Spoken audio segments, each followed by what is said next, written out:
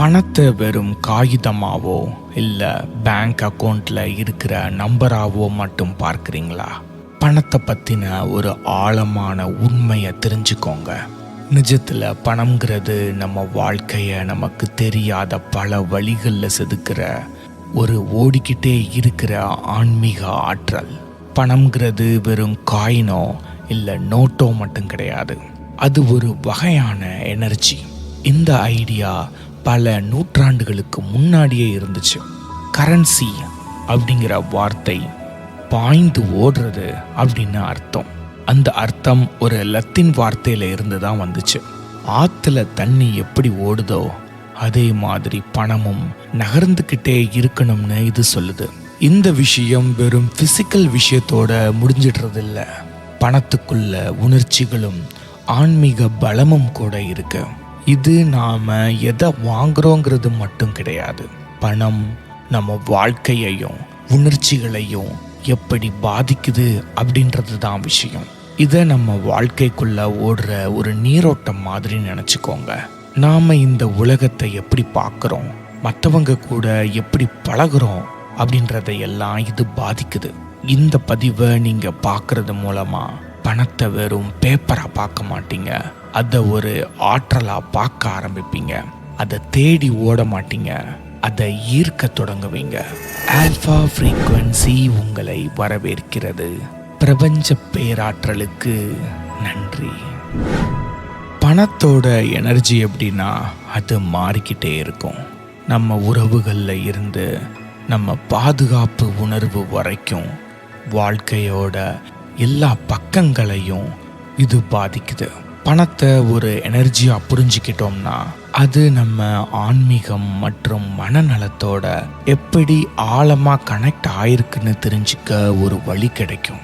இது வெறும் ஒரு ஜட பொருள் கிடையாது.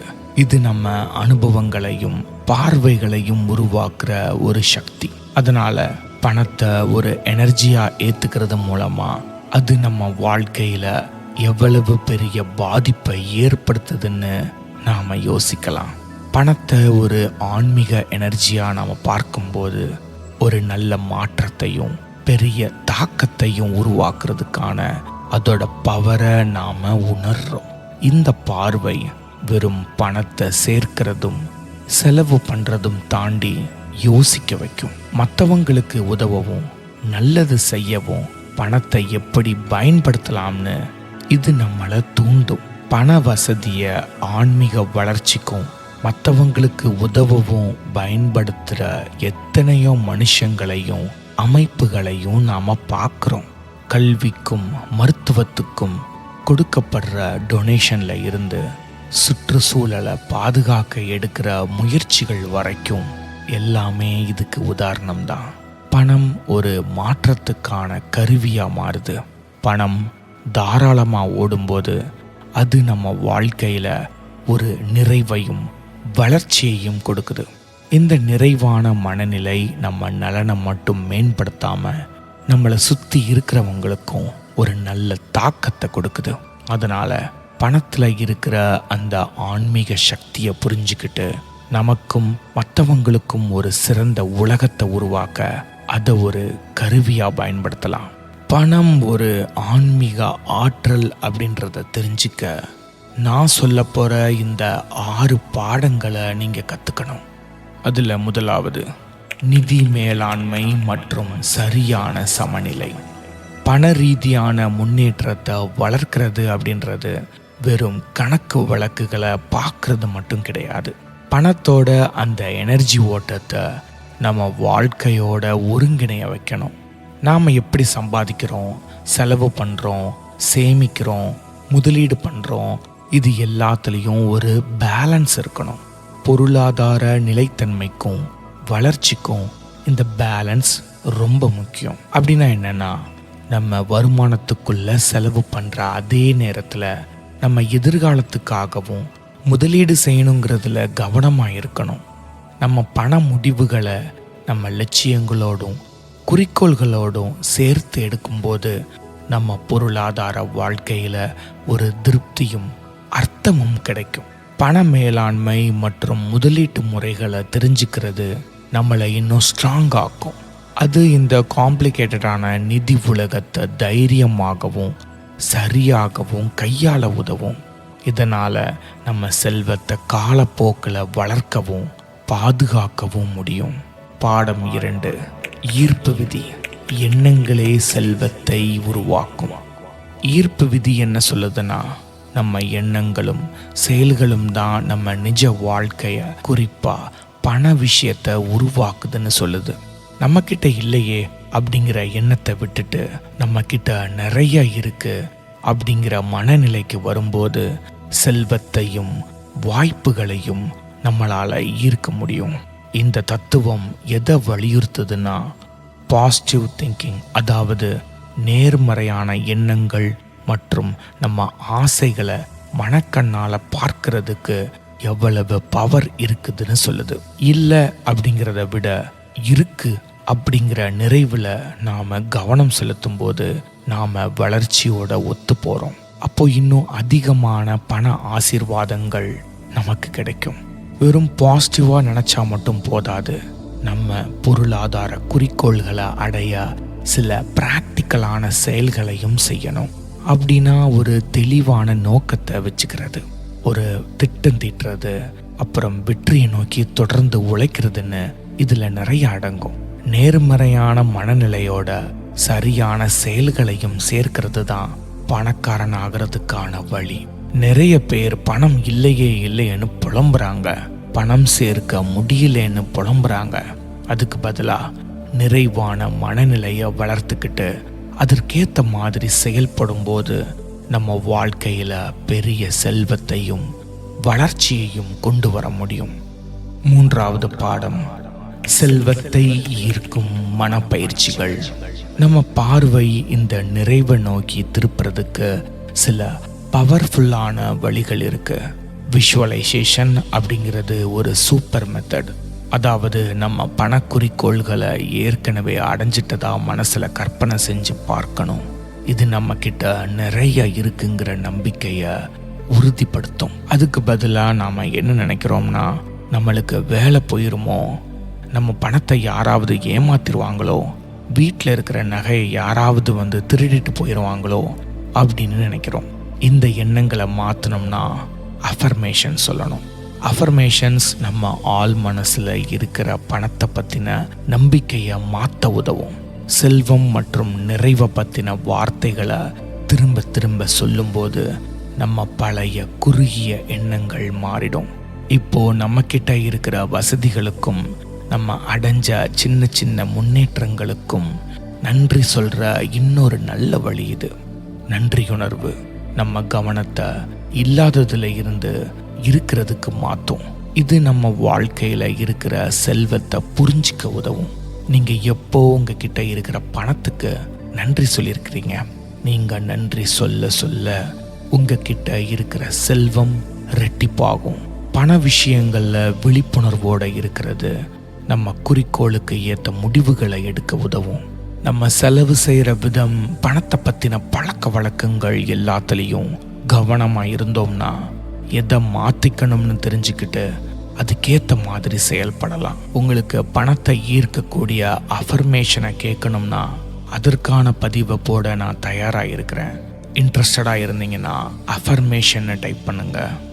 4வது பாடம், பொருளாதார இலக்குகளின் முக்கியத்துவம்.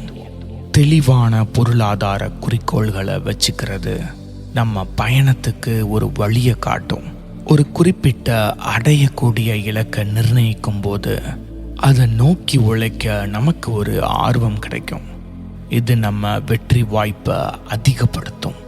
பணக்காரனாகிற பாதையில் வரக்கூடிய சவால்களையும் பின்னடைவுகளையும் சமாளிக்க மன வலிமை ரொம்பவே முக்கியம். தடைகளை வளர்ச்சியாக பார்த்து கற்றுக்கிட்டோம்னா நம்மளால் வெற்றியை தொட முடியும். நம்ம குறிக்கோள்களை நோக்கி போகிறதுக்கு பணத்தோட ஆன்மீக எனர்ஜியை திசை திருப்புறதுல நம்மளுடைய நோக்கம், அதாவது இன்டென்ஷன், ஒரு பெரிய ரோல் ப்ளே பண்ணுது. பணத்தை ஒரு விழிப்புணர்வோடும் தெளிவான நோக்கத்தோடும் அணுகும்போது அதனுடைய சுழற்சியையும் அது நம்ம வாழ்க்கையில் ஏற்படுத்துகிற தாக்கத்தையும் நம்மளால் மாற்ற முடியும். நமக்கும் மற்றவங்களுக்கும் ஒரு நிறைவான வாழ்வை உருவாக்கவோ இல்லை நாம் நம்புகிற நல்ல விஷயங்களுக்கு சப்போர்ட் பண்ணவோ பணத்தை பயன்படுத்துறது மாதிரியான நல்ல நோக்கங்களை வைக்கும்போது நாம் அந்த வளர்ச்சியோட ஓட்டத்தில் இணையிறோம். இந்த ஒருங்கிணைகிறது பொருளாதார வளர்ச்சிக்கான வாய்ப்புகளையும் திருப்தியையும் ஈர்க்கிறதோட மட்டும் இல்லாமல் இந்த உலகத்தில் ஒரு நல்ல மாற்றத்துக்கும் உதவும். இதுக்கு நேர்மாறா பணத்தை பற்றின எதிர்மறை எண்ணங்களோ தேவையில்லாத பயங்களோ இருந்தால் அதோட ஓட்டத்தை தடுத்து நம்ம பொருளாதார நிறைவை குறைச்சிடும்.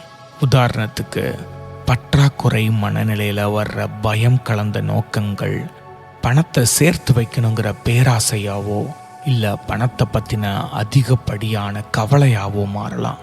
கடைசியில் இது செல்வத்தை இருக்கிற நம்ம திறமையை கெடுத்துடும். அதனால் ஒரு நிறைவான மனநிலையை வளர்த்துக்கிட்டு நம்ம லட்சியங்களோடும் குறிக்கோளோடும் நம்ம நோக்கங்களை சேர்த்து வச்சுக்கிறது பணத்தோட அந்த ஆன்மீக சக்தியை பயன்படுத்த ரொம்ப முக்கியமாக இருக்கும். தெளிவு, நோக்கம் மற்றும் நேர்மறையான எண்ணங்களோட நாம் பணத்தை அணுகும்போது நம்ம வாழ்க்கையில் ஒரு பெரிய வளர்ச்சியும் திருப்தியும் வர்றதுக்கு நாம் வழிவகுக்கிறோம். பாடம் 5: நிறைவு மற்றும் தாராள குணம். வளர்ச்சியோட இந்த ஆன்மீக ஓட்டத்தை புரிஞ்சுக்கிறது இந்த உலகத்தில் பணம் எப்படி சுத்துதுங்கிறத நமக்கு தெளிவுபடுத்துது. இந்த கான்செப்ட் வெறும் கொடுக்கல் வாங்கலோட முடிஞ்சிடுறதில்ல. இது நம்ம ஆழ் மனசுக்கும் வெளியில் இருக்கிற வளர்ச்சிக்கும் இருக்கிற ஒரு ஆழமான கனெக்ஷன். இந்த ஓட்டத்தோட இணையிறது எப்படின்னா, நிறைவு அப்படிங்கிற வெறும் பணத்தை மட்டும் குறிக்காது, அன்பு, சந்தோஷம் மற்றும் மன நிறைவையும் குறிக்கும்னு புரிஞ்சுக்கணும். இப்போ நம்ம வாழ்க்கையில் ஏற்கனவே இருக்கிற விஷயங்களுக்கு நன்றியுணர்வோடு இருக்கும்போது இன்னும் அதிகமான ஆசீர்வாதங்கள் நமக்கு கிடைக்கும். நம்ம செயல்களை நம்ம நோக்கங்களோடும் லட்சியங்களோடும் இணைக்கும்போது இந்த வளர்ச்சியோட ஓட்டத்தில் நாமளும் ஒரு அங்கமாக மாறுறோம். அப்படின்னா நம்மக்கிட்ட இருக்கிற பணத்தையும் மற்ற வளங்களையும் மற்றவங்களோட முன்னேற்றத்துக்காகவும் சமூகத்தோட நன்மைக்காகவும் பயன்படுத்துறதுன்னு அர்த்தம். தாராள குணத்தோடையும் கருணையோடையும் நடக்கும்போது அது ஒரு நல்ல அலை மாதிரி நமக்கும் நம்மளை சுற்றி இருக்கிறவங்களுக்கும் வளர்ச்சியை அதிகப்படுத்தும். தாராள குணம்னா அதிகமாக கொடுக்கணும்னு இல்லை, மனசார யாருக்காவது ஒரு சின்ன உதவி செஞ்சுருக்கீங்களா? உங்களால் முடிஞ்ச உதவிகளை செய்யும்போது அது பல நன்மைகளாக நமக்கு திரும்பி வரும். நாம் எல்லாரும் இந்த பிரபஞ்சத்தோட ஒரு பகுதி தான் அப்படிங்கிற ஒற்றுமை உணர்வை இது நமக்கு கொடுக்குது. பணம் நம்ம எனர்ஜி, நம்பிக்கை மற்றும் மனநிலையோட ஒரு பிரதிபலிப்பு தான்.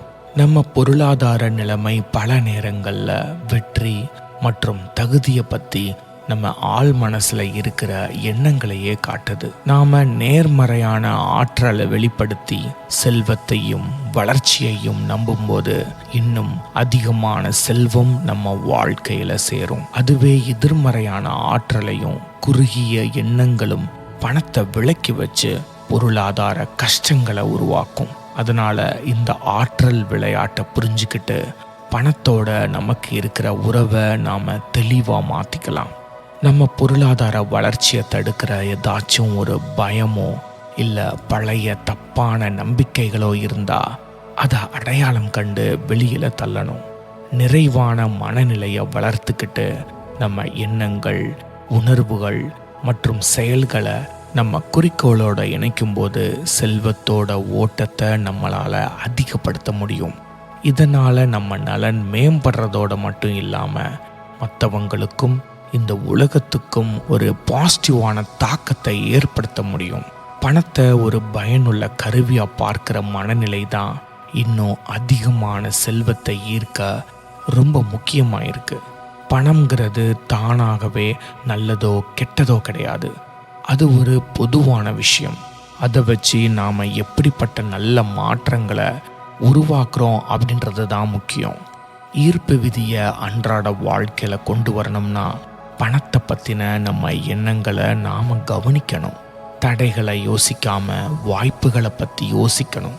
நம்மக்கிட்ட இப்போ இருக்கிறதுக்கு நன்றியுணர்வோட ஒரு நிறைவான மனநிலையை வளர்க்கணும். பட்ஜெட் போடுறது, முதலீடு பண்ணுறது போன்ற பழக்க வழக்கங்கள் நம்ம மனநிலை மாற்றத்துக்கு துணையாக இருந்து நம்ம பொருளாதார வாழ்க்கையில் ஒரு ஒழுக்கத்தை ஏற்படுத்தும். பணத்தை சரியாக நிர்வகித்து குறிக்கோளோட முடிவுகளை எடுக்கும்போது நீண்ட கால பொருளாதார வளர்ச்சிக்கு ஒரு அடித்தளம் கிடைக்கும். பண பரிமாற்றங்களில் இருக்கிற மதிப்பை பற்றின அந்த ஆழமான அர்த்தத்தை தேடி பார்க்கும்போது நம்ம செயல்களுக்கும் செல்வத்தோட ஓட்டத்துக்கும் இருக்கிற ஒரு ஆழமான கனெக்ஷன் புரியும். கடைசியா 6வது பாடம், மதிப்பும் பரிமாற்றமும் வளர்ச்சியின் அடிப்படை. பணத்தோட உண்மையான சாராம்சம் அதோட உருவத்தில் இல்லை, அந்த பரிமாற்றத்தின் போது அங்கே கைமாறுற மதிப்பில் தான் இருக்குது. அதாவது வேல்யூவில் தான் இருக்குது. ஒரு பொருளாக இருந்தாலும் சரி, சேவையாக இருந்தாலும் சரி, இல்லை ஒரு ஐடியாவாக இருந்தாலும் சரி, நாம் ஒரு உண்மையான மதிப்பை கொடுக்கும்போது நாம் இந்த செல்வ சுழற்சிக்கு உதவி பண்ணுறோம். இந்த பரிமாற்றம் வெறும் வியாபாரம் மட்டும் கிடையாது. இது மனுஷங்களுக்கும் பிரபஞ்சத்துக்கும் இருக்கிற ஒரு ஆழமான கனெக்ஷன். மற்றவங்களுக்கு தேவையான ஒரு விஷயத்தை நாம் கொடுக்கும்போது அது 2 பக்கமும் வளர்ச்சியை தர்ற ஒரு செயலாக மாறுது. அதுவும் நம்ம செயல்கள் நேர்மையாகவும் கருணையாகவும் இருக்கும்போது அது நம்மளை தாண்டி பலரோட வாழ்க்கையில் ஒரு நல்ல மாற்றத்தை உருவாக்கும். பண பரிமாற்றங்களில் இருக்கிற இந்த மதிப்பீடு எல்லாரோட வளர்ச்சிக்கும் ஒரு கருவியாக இருக்குது. உண்மையான மதிப்பை கொடுக்கறதுக்கும் மற்றவங்களுக்கு உதவவும் நாம் முன்னுரிமை கொடுக்கும்போது பணத்தோட ஓட்டம் அதிகமாகிறதோட மட்டும் இல்லாமல் மொத்த சமூகத்துக்கும் அது நல்லது செய்யுது. இந்த பரிமாற்றங்களில் இருக்கிற அந்த ஆழமான அர்த்தத்தை புரிஞ்சுக்கிட்டு ஒரு அழகான, தாராளமான மற்றும் மகிழ்ச்சியான உலகத்தை உருவாக்க நம்மளால் முடியும். பணத்தை ஒரு பாயிர ஆன்மீக எனர்ஜியாக புரிஞ்சுக்கிறது பெரிய மாற்றத்துக்கான வாசல்களை திறக்கும். இந்த தேடலில் நாம் பணத்தோட பல முகங்களையும் அது நம்ம வாழ்க்கையில் ஏற்படுத்துகிற தாக்கத்தையும் பார்த்துருக்கோம். பணம்ங்கிறது வெறும் காயின் மட்டும் கிடையாதுன்னு தெரிஞ்சுக்கிட்டு அதை வச்சு ஒரு நல்ல மாற்றத்தை எப்படி கொண்டு வரலாம்னு நம்ம ஆள் மனசுக்கும் வெளி உலக வளர்ச்சிக்கும் இருக்கிற கனெக்ஷனை பார்த்தோம். இவ்வளவு நேரம் இந்த வீடியோவை பார்த்ததுக்கு ரொம்ப நன்றி. இந்த விஷயம் உங்களுக்கு பிடிச்சிருந்து இன்னும் இது மாதிரி நிறையா பார்க்கணும்னா தயவு செஞ்சு சப்ஸ்கிரைப் பண்ணுங்கள். உங்கள் சப்போர்ட் எனக்கு ரொம்பவே முக்கியம். உங்கள் அனுபவங்களையும் கருத்துக்களையும் கீழே கமெண்ட் செக்ஷனில் சொல்லுங்கள். அடுத்த தடவை சந்திக்கும் வரை இது உங்கள் ஆல்ஃபா ஃப்ரீக்வன்சி. பிரபஞ்ச பேராற்றலுக்கு நன்றி.